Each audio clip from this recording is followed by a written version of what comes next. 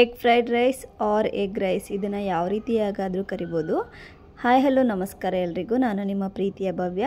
ಎಲ್ಲರೂ ಹೇಗಿದ್ದೀರಾ? ನಾವು ಕೂಡ ತುಂಬ ಚೆನ್ನಾಗಿದ್ದೀವಿ, ನೀವು ಕೂಡ ತುಂಬ ಚೆನ್ನಾಗಿರ್ತೀರಾ ಅಂತ ಭಾವಿಸ್ತಾ welcome back to Bhavya Santosh YouTube channel. ನಾನಿವತ್ತು ಎಗ್ ಫ್ರೈಡ್ ರೈಸ್ನ ಮಾಡೋಣ ಅಂತ ಅಂದ್ಕೊಂಡಿದ್ದೀನಿ. ಈ ವಿಡಿಯೋ ಏನಾದರೂ ನಿಮಗೆ ಇಷ್ಟ ಆಯಿತು ಅಂತಂದರೆ ಪ್ಲೀಸ್ ಒಂದು ಲೈಕ್ ಮಾಡೋದನ್ನು ಮರಿಬೇಡಿ. ಬನ್ನಿ ಹಾಗಾದರೆ ಶುರು ಮಾಡೋಣ.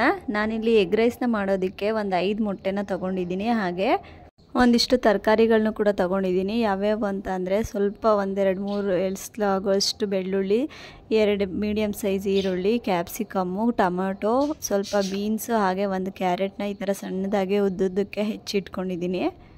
ಈಗ ಒಂದು ಕಡಾಯಿಗೆ ಸ್ವಲ್ಪ ಎಣ್ಣೆನ ಹಾಕಿ ಬಿಸಿ ಆದಮೇಲೆ ಮೊದಲಿಗೆ ನಾನು ಮೊಟ್ಟೆನ ಹಾಕ್ಕೊತಾ ಇದ್ದೀನಿ. ಈ ಥರ ಕಾಯ್ದಿರೋಂಥ ಎಣ್ಣೆಗೆ ಮೊಟ್ಟೆನ ಹಾಕ್ಕೊಂಡು ಒಂದು 80% ಫ್ರೈ ಮಾಡಿಕೊಂಡು ಸೈಡಿಗೆ ಎತ್ತಿಟ್ಕೊತಾ ಇದ್ದೀನಿ. ಈ ಥರ ಮಾಡೋದ್ರಿಂದ ಎಗ್ ರೈಸ್ನ ತಿನ್ನುವಾಗ ನಮಗೆ ಮೊಟ್ಟೆ ಚೆನ್ನಾಗಿ ಬಾಯಿಗೆ ಸಿಗುತ್ತೆ. ಹಾಗಾಗಿ ತುಂಬಾ ಇಷ್ಟ ಆಗುತ್ತೆ ಎಗ್ ರೈಸ್ ತಿನ್ನೋದಕ್ಕೆ. ಹಾಗಾಗಿ ಈ ಥರ ನಾನು ಮೊಟ್ಟೆಗಳನ್ನ ಒಡೆದು ಉಯ್ಕೊಂಡು ಅದಕ್ಕೆ ಸ್ವಲ್ಪ ಉಪ್ಪು ಮತ್ತು ಅರಿಶಿಣದ ಪುಡಿನ ಹಾಕ್ಕೊಂಡು ಈ ಥರ ಒಂದು 70-80% ದಪ್ಪ ಪೀಸ್ ಬರೋ ಥರ ಫುಲ್ಲು ಜಾಸ್ತಿ ಮಿಕ್ಸ್ ಮಾಡೋದಕ್ಕೆ ಹೋಗಬಾರ್ದು. ಮೊಟ್ಟೆನ ಹಾಕಿದ ಮೇಲೆ ಒಂದು 5 ಸೆಕೆಂಡ್ 10 ಸೆಕೆಂಡ್ಸ್ ಬಿಟ್ಟು ಈ ಥರ ಮಿಕ್ಸ್ ಮಾಡ್ಕೊಳ್ತಾ ಹೋಗ್ಬೇಕು. ಆವಾಗ ಮೊಟ್ಟೆದು ಪೀಸಸ್ ಏನಿರುತ್ತೆ ಅದು ಹಾಗೇ ಇರುತ್ತೆ, ದಪ್ಪ ಪೀಸ್ ಥರ. ಹಾಗಾಗಿ ಅದನ್ನು ಆಮೇಲೆ ಅನ್ನ ಜೊತೆ ಮಿಕ್ಸ್ ಮಾಡ್ಕೊಂಡಾಗೂ ಕೂಡ ನಮಗೆ ಹಾಗೆ ಸಿಗ್ತಾ ಇರುತ್ತೆ ತಿನ್ನೋದಕ್ಕೂ ಕೂಡ. ನೋಡ್ತಾ ಇರ್ಬೋದು ಈ ರೀತಿಯಾಗಿ ಫ್ರೈ ಮಾಡ್ಕೊಂಡಿದ್ದಾದಮೇಲೆ ಇದನ್ನು ಸೈಡಿಗೆ ಒಂದು ಪ್ಲೇಟಿಗೆ ಎತ್ತಿಟ್ಕೊತಾ ಇದ್ದೀನಿ. ಇದನ್ನು ಎಲ್ಲ ಪೂರ್ತಿ ರೆಡಿಯಾಗಿದ್ದಾದಮೇಲೆ ಕೊನೆಯಲ್ಲಿ ನಾನು ರೈಸ್ ಜೊತೆ ಸೇರಿಸ್ಕೊತೀನಿ. ಇದು ಮೊಟ್ಟೆ ನೀಟಾಗಿ ಫ್ರೈ ಆಗಿದೆ, ಯಾವುದೇ ಥರ ಹಸಿ ಸ್ಮೆಲ್ಲು ಆ ಥರ ಯಾವುದೇ ಥರ ಏನೂ ಸ್ಮೆಲ್ ಇಲ್ಲ. ಫ್ರೈ ಮಾಡ್ಕೊಂಡಿರೋಂಥ ಮೊಟ್ಟೆನ ಸೈಡಿಗೆ ಎತ್ತಿಟ್ಕೊಂಡಿದ್ದಾದಮೇಲೆ ಅದೇ ಕಡೆಗೆ ಇನ್ನೂ ಸ್ವಲ್ಪ ಎಣ್ಣೆನ ಹಾಕ್ಕೊಂಡಿದ್ದೀನಿ. ಎಣ್ಣೆ ಸ್ವಲ್ಪ ಜಾಸ್ತಿನೇ ಹಾಕಿದ್ದೀನಿ.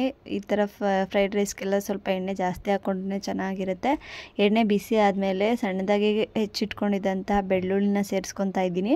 ಬೆಳ್ಳುಳ್ಳಿ ಸ್ವಲ್ಪ ಫ್ರೈ ಆದಮೇಲೆ ಉದ್ದುದಕ್ಕೆ ಸಣ್ಣಕ್ಕೆ ಹಚ್ಕೊಂಡಿರೋಂಥ ಈರುಳ್ಳಿನೂ ಕೂಡ ಸೇರಿಸ್ಕೊತಾ ಇದ್ದೀನಿ.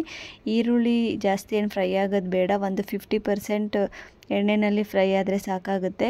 ನೋಡ್ತಾ ಇರ್ಬೋದು ಈರುಳ್ಳಿ ಇವಾಗ ಸ್ವಲ್ಪ ಕಲರ್ ಚೇಂಜ್ ಆಗ್ತಾ ಇದೆ. ಈ ಟೈಮಲ್ಲಿ ಉಳಿದಿರೋಂಥ ತರಕಾರಿ ಅಂದರೆ ಕ್ಯಾಪ್ಸಿಕಮ್ಮು, ಟೊಮೆಟೊ, ಸಣ್ಣದಾಗಿ ಹೆಚ್ಚಿಟ್ಕೊಂಡಿರೋಂಥ ಬೀನ್ಸು ಮತ್ತು ಕ್ಯಾರೆಟು ಏನಿದೆ ಎಲ್ಲನೂ ಕೂಡ ಸೇರಿಸ್ಕೊತಾ ಇದ್ದೀನಿ. ಸೇರಿಸ್ಕೊಂಡು ಅದಕ್ಕೆ ಸ್ವಲ್ಪ ಬೇಯೋದಕ್ಕೆ ಎಷ್ಟು ಬೇಕಾಗುತ್ತೋ ಅಷ್ಟು ಉಪ್ಪನ್ನ ಹಾಕಿ ಲಿಡ್ನ ಕ್ಲೋಸ್ ಮಾಡ್ದೇನೆ ಹಾಗೆ ಒಂದು 4-5 ನಿಮಿಷಗಳ ಕಾಲ ಮೀಡಿಯಮ್ ಫ್ಲೇಮಲ್ಲೂ ಬೇಡ, ಲೋ ಫ್ಲೇಮಲ್ಲೂ ಬೇಡ, ಹೈ ಫ್ಲೇಮಲ್ಲಿ ಒಂದು 5 ನಿಮಿಷ ಅದೇ ಹೀಗೇ ಫ್ರೈ ಮಾಡ್ಕೊತಾ ಹೋಗಬೇಕಾಗುತ್ತೆ.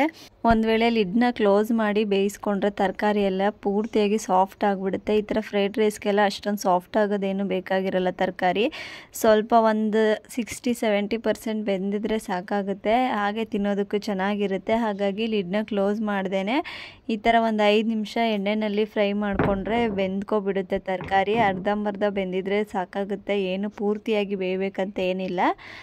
ಈ ಥರ ಬೇಯಿಸ್ಕೊಂಡ್ರೆ ಸಾಕಾಗುತ್ತೆ. ತರಕಾರಿನೆಲ್ಲ ಫ್ರೈ ಮಾಡ್ಕೊಂಡಿದ್ದಾದಮೇಲೆ ಈಗ ಇದಕ್ಕೆ ಖಾರಕ್ಕೆ ಎಷ್ಟು ಬೇಕಾಗುತ್ತೋ ಅಷ್ಟು ಖಾರದ ಪುಡಿ, ಧನಿಯಾ ಪುಡಿ, ಗರಂ ಮಸಾಲ ಹಾಗೆ ಪೆಪ್ಪರ್ ಪೌಡರ್ನ ಸೇರಿಸ್ಕೊಂಡು ಒಂದ್ಸಲಿ ಚೆನ್ನಾಗಿ ಮಿಕ್ಸ್ ಮಾಡ್ಕೊತಾ ಇದ್ದೀನಿ. ಈ ಥರ ಮಸಾಲ ಪೌಡರ್ಗಳನ್ನೆಲ್ಲ ನಾವು ಈ ಟೈಮಲ್ಲೇ ಹಾಕ್ಕೋಬೇಕಾಗುತ್ತೆ. ಯಾಕಂದರೆ ಇದು ಚೆನ್ನಾಗಿ ಎಲ್ಲ ತರಕಾರಿಗಳ ಜೊತೆ ಎಲ್ಲ ಮಿಕ್ಸ್ ಆಗುತ್ತೆ. ಇಲ್ಲಾಂದರೆ ರೈಸ್ ಹಾಕಿದ್ಮೇಲೆ ಹಾಕ್ಕೋಬೋದು, ಆದರೆ ಆ ಟೈಮಲ್ಲಿ ಹಾಕ್ಕೊಂಡ್ರೆ ಅನ್ನಕ್ಕೆ ಜೊತೆ ಎಲ್ಲ ಚೆನ್ನಾಗಿ ಮಿಕ್ಸ್ ಆಗೋದಿಲ್ಲ ಮಸಾಲೆ ಎಲ್ಲ. ಅದಕ್ಕೋಸ್ಕರ ತರಕಾರಿ ಬೇಯಿಸ್ಕೊಳ್ಳುವಾಗಲೇ ಹಾಕ್ಕೊಂಡ್ರೆ ಚೆನ್ನಾಗಿರುತ್ತೆ. ಈ ಥರ ಮಸಾಲೆ ಎಲ್ಲ ಹಾಕಿ ಫ್ರೈ ಮಾಡ್ಕೊಂಡಿದ್ದಾದಮೇಲೆ ಈಗ ಅನ್ನನ ಸೇರಿಸ್ಕೊತಾ ಇದ್ದೀನಿ. ಈಗ ಇದಕ್ಕೆ ಆಗಲೇ ಫ್ರೈ ಮಾಡಿ ಎತ್ತಿಟ್ಕೊಂಡಿರೋಂಥ ಎಗ್ನೂ ಕೂಡ ಸೇರಿಸ್ಕೊಂಡು ಮತ್ತು ಅನ್ನಕ್ಕೆ ಬೇಕಾಗುವಷ್ಟು ಸ್ವಲ್ಪ ಸಾಲ್ಟ್ನೂ ಕೂಡ ಹಾಕ್ಕೊಂಡು ಈ ಟೈಮಲ್ಲೇ ಚೆನ್ನಾಗಿ ಮಿಕ್ಸ್ ಮಾಡ್ಕೋಬೇಕಾಗುತ್ತೆ. ಈ ಥರ ಮಿಕ್ಸ್ ಮಾಡ್ಕೊಳ್ಳೋದ್ರಿಂದ ಚೆನ್ನಾಗಿ ಅನ್ನಕ್ಕೆ ತರಕಾರಿ, ಮಸಾಲೆ, ಉಪ್ಪು ಎಲ್ಲ ಚೆನ್ನಾಗಿ ಹಿಡ್ಕೊಳ್ಳುತ್ತೆ. ಈ ಥರ ಎಗ್ ರೈಸ್ನ ಮಾಡೋದಕ್ಕೆ ಬಿಸಿ ಅನ್ನ ಕೂಡ ಯೂಸ್ ಮಾಡ್ಬೋದು. ಇಲ್ಲಾಂದರೆ ಮಧ್ಯಾಹ್ನ ಮಾಡಿರೋ ಅನ್ನ ಇಲ್ಲ ಬೆಳಿಗ್ಗೆ ಮಾಡಿರೋನ ಯಾವುದೇ ಅನ್ನನ ಕೂಡ ಸೇರಿಸ್ಕೊಂಡು ಎಗ್ ರೈಸ್ನ ಮಾಡ್ಕೋಬೋದು. ಯಾವುದೇ ರೈಸಲ್ಲಿ ಮಾಡಿಕೊಂಡ್ರೂ ಕೂಡ ಟೇಸ್ಟ್ ಮಾತ್ರ ಸೇಮೇ ಇರುತ್ತೆ, ಏನೂ ಚೇಂಜ್ ಆಗೋದೇ ಇಲ್ಲ. ಬೇಗನೆ ಮಾಡ್ಕೊಡ್ಬೋದು ಎಗ್ ರೈಸ್ ಅಂತೂ. ಹಾಗೆ ಕೆಲವೊಬ್ಬರು ಈ ಎಗ್ ರೈಸ್ನ ಮಾಡೋದಕ್ಕೆ ಬೇರೆ ಬೇರೆ ಥರ ಸಾಸು ಮತ್ತು ಗ್ರೀನ್ ಚಿಲ್ಲಿ ಪೇಸ್ಟು ಇದನ್ನೆಲ್ಲ ಯೂಸ್ ಮಾಡ್ತಾರೆ. ಅದೆಲ್ಲ ಸ್ವಲ್ಪ ಹೆಲ್ತಿ ವೈಸ್ ನೋಡೋದಾದರೆ ಅಷ್ಟು ಏನು ಒಳ್ಳೆಯದಲ್ಲ. ಹಾಗಾಗಿ ಇದೇ ಥರ ಸಿಂಪಲ್ಲಾಗಿ ಎಗ್ ರೈಸ್ನ ಮಾಡಿಕೊಂಡ್ರೆ ಆರೋಗ್ಯಕ್ಕೂ ಒಳ್ಳೆಯದು, ಮತ್ತು ಮಕ್ಕಳು ಎಲ್ಲರೂ ಕೂಡ ಇಷ್ಟಪಟ್ಟು ತಿಂತಾರೆ. ಮತ್ತು ತರಕಾರಿ ಎಲ್ಲ ಹಾಕಿರೋದ್ರಿಂದ ತುಂಬಾ ಹೆಲ್ತಿಗೆ ಒಳ್ಳೆಯದು. ಅದಕ್ಕೋಸ್ಕರ ಎಲ್ರಿಗೂ ಯಾರಾದರೂ ಎಗ್ ರೈಸ್ನ ಮಾಡಬೇಕು ಅಂತ ಅಂದ್ಕೊಂಡಿದ್ರೆ ಇದೇ ಥರ ಪ್ರೊಸೀಜರ್ನಲ್ಲಿ ಒಂದ್ಸಲ ಟ್ರೈ ಮಾಡಿ ನೋಡಿ, ಹೇಗೆ ಬಂತು ಅಂತೇಳಿ ಕಮೆಂಟ್ ಮಾಡಿ ತಿಳಿಸಿ. ಹಾಗೆ ಪೂರ್ತಿಯಾಗಿ ವಿಡಿಯೋ ನೋಡಿದರೆ ಲೈಕ್ ಮಾಡೋದನ್ನು ಮರಿಬೇಡಿ. ಹಾಗೆ ನನ್ನ ವಿಡಿಯೋನ ಯಾರ್ಯಾರೆಲ್ಲ ಸಬ್ಸ್ಕ್ರೈಬ್ ಮಾಡ್ಕೊಳ್ದೆ ನೋಡ್ತಾ ಇದ್ದೀರಾ, ಪ್ಲೀಸ್ ಬೇಗ ಹೋಗಿ ಸಬ್ಸ್ಕ್ರೈಬ್ ಮಾಡಿಕೊಂಡು ಪಕ್ಕದಲ್ಲಿರೋ ಬೆಲ್ ಐಕಾನ್ ಮೇಲೆ ಕ್ಲಿಕ್ ಮಾಡಿ, ಹಾಗೆ ಆಲ್ ಅನ್ನೋ ಬಟನ್ ಮೇಲೆ ಕ್ಲಿಕ್ ಮಾಡಿ. ಆಗ ನಾನು ಹಾಕೋ ಪ್ರತಿಯೊಂದು ವಿಡಿಯೋದು ನೋಟಿಫಿಕೇಷನ್ ನಿಮ್ಗೆ ಬರುತ್ತೆ. ಆಗ ನೀವೇ ಫಸ್ಟು ನನ್ನ ವಿಡಿಯೋನ ವ್ಯೂ ಮಾಡ್ಬೋದು. ಹಾಗೆ ಇಲ್ಲಿವರೆಗೂ ಯಾರ್ಯಾರೆಲ್ಲ ವಿಡಿಯೋ ನೋಡಿದ್ದೀರಾ ಎಲ್ರಿಗೂ ಕೂಡ ತುಂಬ ತುಂಬ ಥ್ಯಾಂಕ್ ಯು. ಮತ್ತೆ ಸಿಗ್ತೀನಿ ಅಂತ ಹೇಳ್ತಾ, ನಮ್ಮ ಅಮ್ಮನ ಚಾನಲ್ ಪ್ಲೀಸ್ ಲೈಕ್ ಮಾಡಿ, ಶೇರ್ ಮಾಡಿ, ಸಬ್ಸ್ಕ್ರೈಬ್ ಮಾಡಿಕೊಂಡು ಫಾಲೋ ಮಾಡಿ.